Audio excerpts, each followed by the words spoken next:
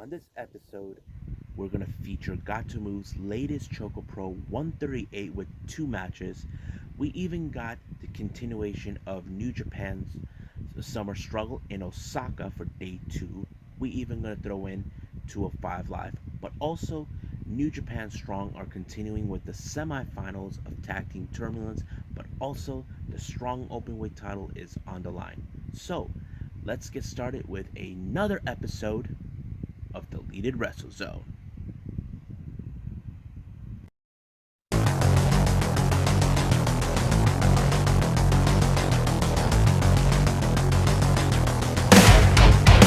Are you ready? Get up, get up! Get up, get up! Get up, get up! Get up, get up! Get up, get up! Get up, get up!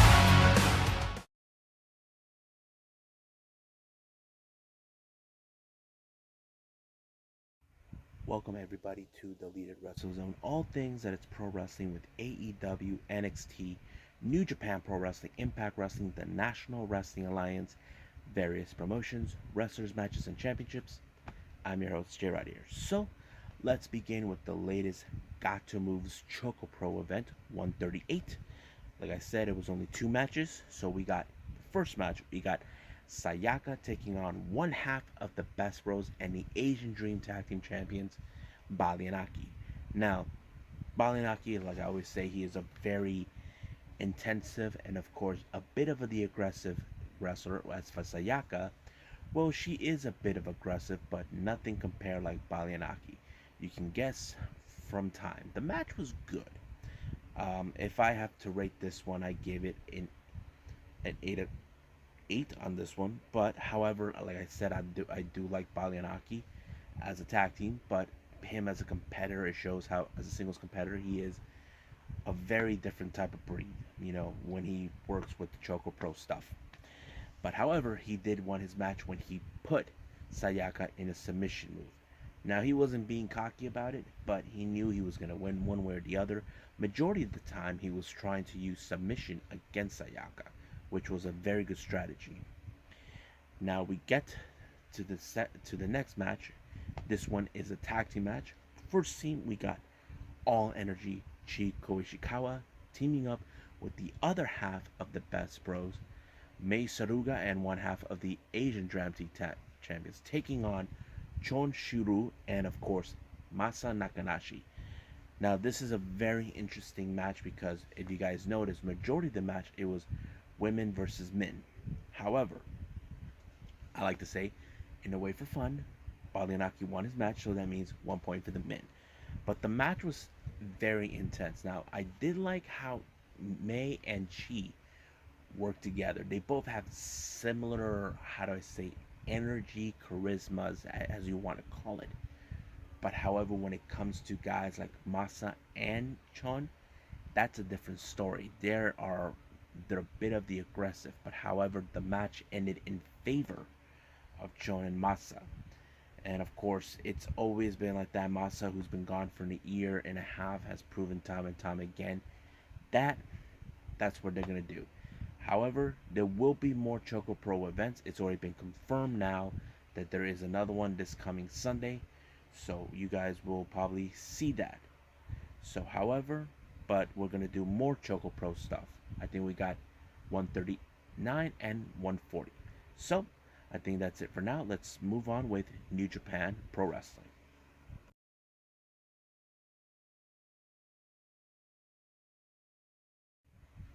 Alrighty then. So we got New Japan Pro Wrestling for Summer Struggle in Osaka. This is day 2. This took place on the 23rd of June. So the first match is a 6-man tag team match. We have Hiroki Goto teaming up with Rocky Romero and Ryusuke Taguchi, the Mega Coaches, taking on Bullet Club. We got Yato, Taiji Shimuri, and El Fantasmo. Keep in mind, Ishimori and El Fantasmo are putting the IWGP Junior Heavyweight Tag Team titles on the line against Rocky and Taguchi.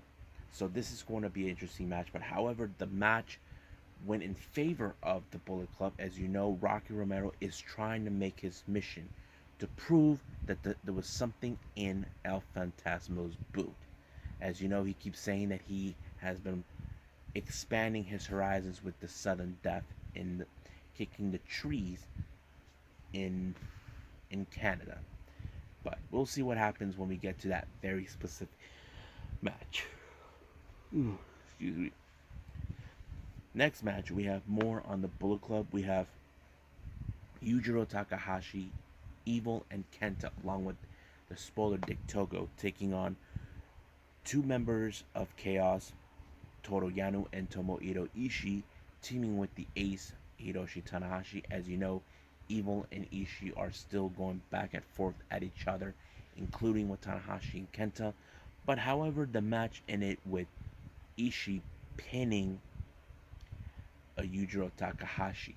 Basically, this feud between both sides will continue on until the next big event that they're gonna have. Excuse me. Next match, we have the United Empire, Cobb and Khan taking on Chaos's Yoshi. No, is it Yoshihashi? Yeah, Yoshihashi. My bad. It was. I wasn't sure if I put in my notes. Yeah, Yoshihashi and Kazuchika Okada. Now, once again, I have to say, as a Yoshihashi fan, I like how he put up the effort to face a guy like Jeff Cobb. As you know, Jeff Cobb, he is a very powerful dude who would do whatever it takes to win, even if he has to. But however, once again, he proves how adversary he is against anybody that stands his way. So he put Yoshihashi in the Tour de Islands, and blammo, it is over. Next match, we got Master Wato teaming with, hey, it's Hamna. Yeah, Tomoaki Hamna against LIJs, Bushi and Shingo Takagi again. So this is this is part 2 of that match, or whatever they're calling it. But as you know, recently we saw the last result that LIJ won. And it's the same thing we're seeing now in this particular one. I don't need to tell you. The match was okay, but it was LIJ that won the match. Now the next two matches, previously we have seen Taichi taking on Naito, Sonata taking on Zack Sabre Jr. Now we're going to switch the deck. In this match, on the 5th match, we have Taichi taking on Sonata. Now what surprised me in this match, it's somehow that Taichi was able to pull off the one submission move that has been famous throughout Japan, and many wrestlers have used it, with the exception of Milano Collection TA and of course DDT's Saki Kashima, or better known as Saki-sama. So basically, Taichi figured out how to use the Paradise Lock, but this time he used the ring ropes to help, which might have approved Milano because he approves Sonata a lot. But however, it wasn't enough until Taichi was not able to beat Sonata this time. It was Sonata who beat him. It was a good match. Now the main event, we have Zack Sabre Jr. and Tetsuya Naito. Now these two guys have been back and forth many times over. But however, this time, who was going to take the win on this one? I don't know how many times has Naito tried to put Destino, because if you guys know, Zack Sabre Jr. is the master technician. Basically, he's one of the best submission specialists. But however, Destino never failed Naito, not once before. But however, he pulled it off, and 1, 2, 3, Zack Sabre Jr. is out for the count, and Naito won the match. So I enjoyed this. There will be more of this type of more of the Summer Strong coming up with Nagoya. But right now, let's keep moving forward, and I believe we have WWE's 205 Live.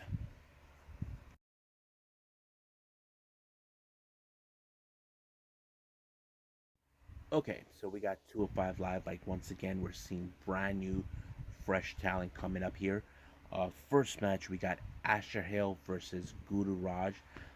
This was a very interesting match because Guru Raj has been very impressive since I saw him in Spectacular. But however, yeah, Asher Hill has always been impressive with a bit of the MMA background, and that's exactly how he won the matches. I have to say, Asher Hill is a good wrestler to pay attention, despite the fact that he's only been appearing in 205 Live. That's why I like to watch some of the newer talent that we may never see in a main roster, but there's that. But however, he won the match. Now we get to the main event. We got Jake Atlas taking on Ari Sterling. Great match. I have to say it was one of my favorite ones. But for once, as you know, I love Ari Sterling. I would like him to put with Baxter, Trey Baxter, what was his name? Better known as Blake Christians. I would like to see that match that they always do make magic in it. But however, this one was okay. Not to mention Jake Atlas pulled off the cartwheel DDT and putting him in the 1-2-3, and it's over. Jake Atlas won his match. Now, don't know what's going to happen next week, but stay tuned, and also we'll be seeing who will be continuing with the NXT Breakout Tournament.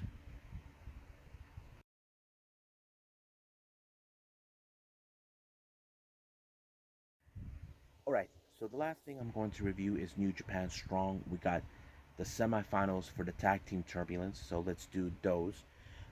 First match, we have the West Coast Wrecking Crew, consisted of Royce Isaacs and Jarrell Nelson, taking on ROH Violence Unlimited, which consisted of Chris Dickinson and Brody King.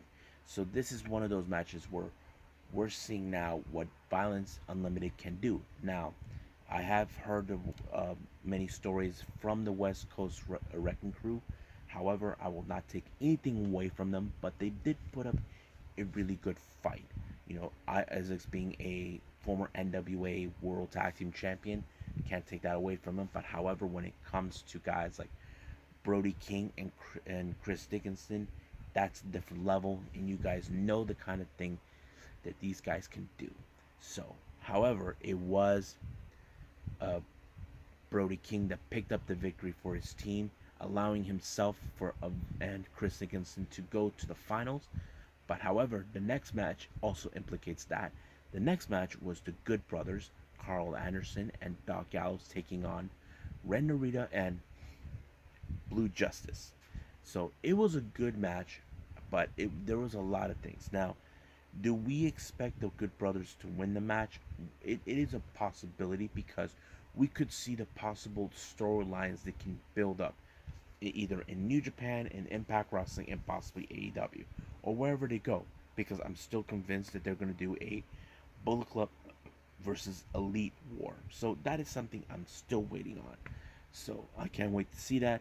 But however, it was the Good Brothers to pull off the victory when they killed off the Magic Killer onto Ren Narita, and they're in the finals. So that's going to take place next week between the Good Brothers and Violence Unlimited.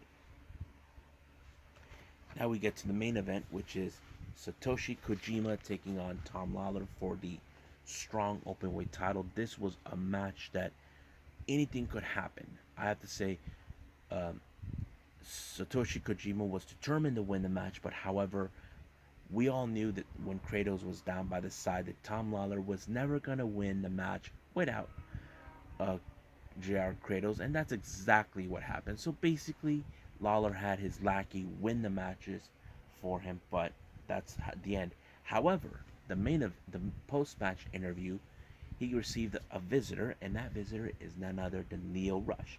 Now, could he be the next guy to challenge him? Even though these events are been taped, we could see that before he retired, but we will never know.